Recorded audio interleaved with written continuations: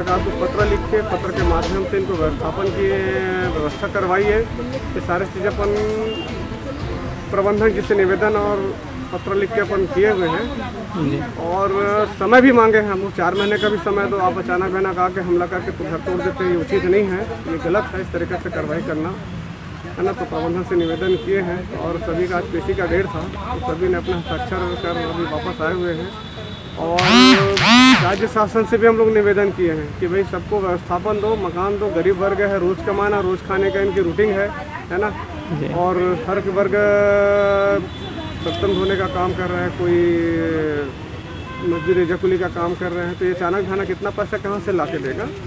तो शासन से हम लोग निवेदन किए हुए हैं, आगे देखते हैं अब क्या करता है ना। यहाँ भी तो अपन दे दिए हैं कि हमने यहाँ प्रबंधक जी को भी लेटर लिखे कि आप कलेक्टर को पत्र लिखिए कि इनको व्यवस्थापन दें, आपका सरकार है, आपका यहाँ का जनता है और आपका वोटर है, आप उस पर लेटर लिखिए।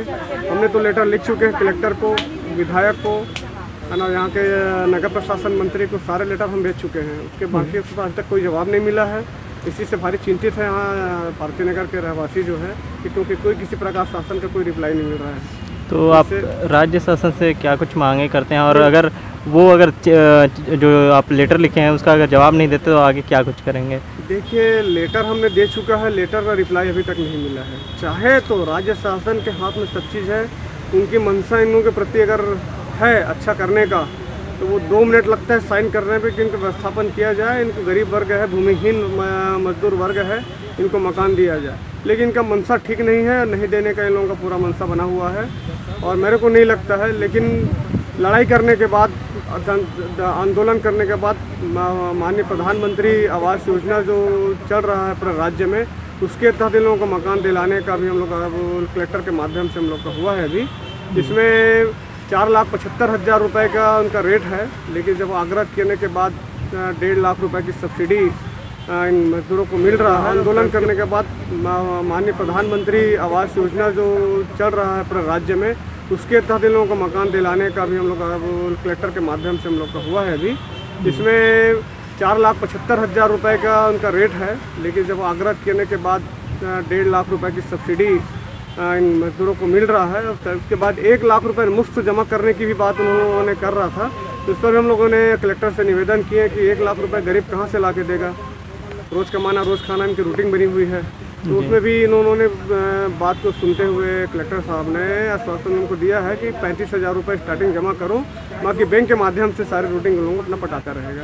ये उन्होंने सुविधा दिया। नहीं तो धन्यवाद देता हूँ कलेक्टर साहब को, कुछ तो हमारी बातों को रखा है। यहाँ का विधायक भी हमारी बात नहीं सुन रहा है, न महापौर हमारी बात सुन रहा है, न जनता की बात सुन। ये सभी जनता, मैं तो नहीं गया था, मैं तो पर्सनल मिल के आया हूँ, लेकिन जनता स्वयं विधायक के पास गया था, महापौर के पास गया था। झूठा आश्वासन के छोड़ उन लोगों को कुछ नहीं मिला। और मुझे तो नहीं लग रहा कि रेलवे लाइन के बाजू में बसे हुए लोग निहायत गरीब वर्ग से हैं। कुछ लोग तो यहाँ मरीज हैं, बीमार हैं। कुछ लोगों के घर का दृश्य ये है कि एक महिला सुबह 8 बजे से निकलती है और अपने पूरे परिवार का पालन पोषण के लिए गाड़ी खींचती है। उसके पास आज कमाए और आज की व्यवस्था का समस्या है। और एक महिला, अत्यधिक लोगों को देखा मैं, जो महिला ही घर से निकलती है और अपने परिवार के भरण पोषण की व्यवस्था करके आती है।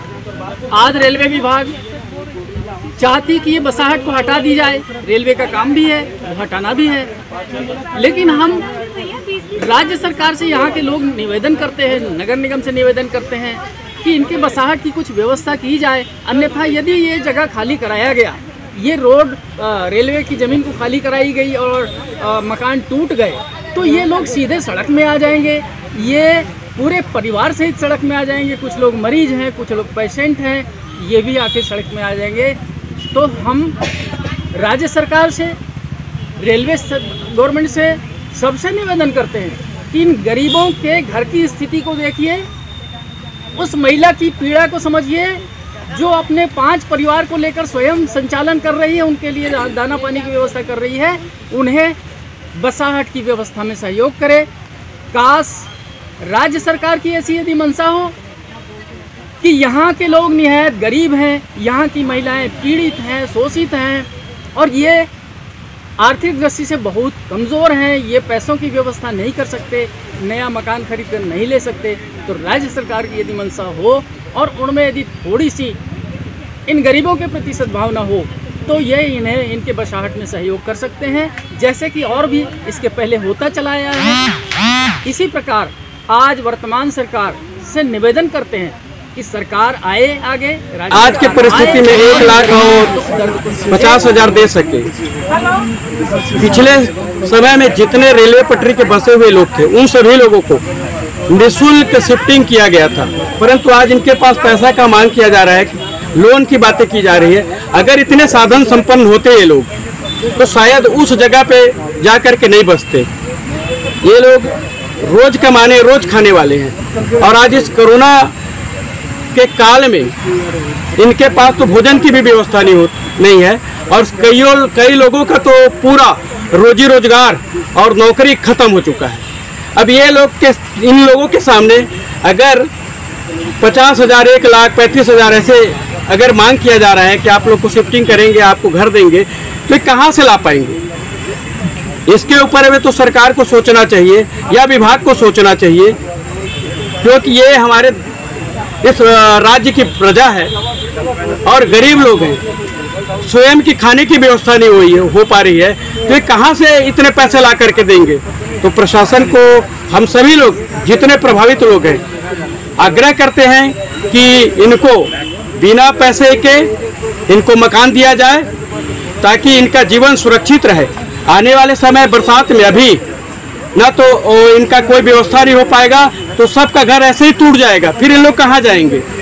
अभी के समय में इनके पास कोई रास्ता नहीं है। आज पानी की समस्या के लिए इन लोग जूझ रहे हैं। रेलवे ट्रैक बीत चुकी है, ना तो आज टैंकर जा पा रहा है, ना एम्बुलेंस जा पा रहा है, ना किसी प्रकार का साधन वहाँ पे उपलब्ध हो पा रहा है। अभी लोग दूर दूर से पानी लेने जा रहे हैं।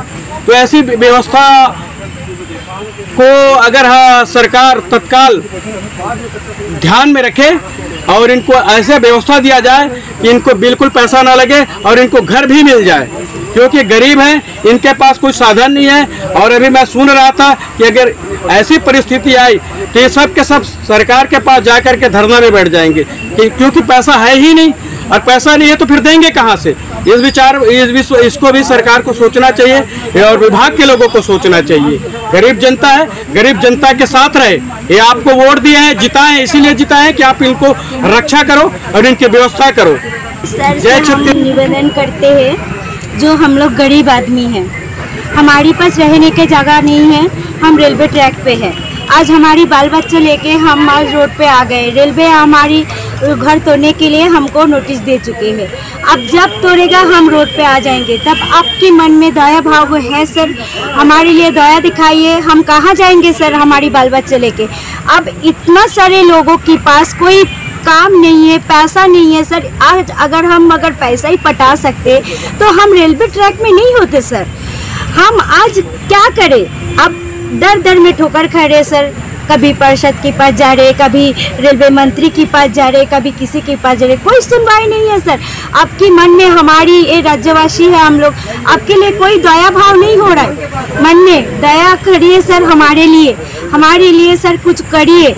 हम अगर नहीं करेंगे तो हम रोड पे आ जाएंगे सर, और हमारी घर टूट जाएगा तो हम लोग कहाँ जाएंगे? हमारी मकान दीजिए सर, सबको मिला है सर, गरीब को, हमको भी मिलना चाहिए सर। इस तरह की तमाम छोटी बड़ी खबरों के लिए हमारे चैनल को लाइक, शेयर और सब्सक्राइब करें।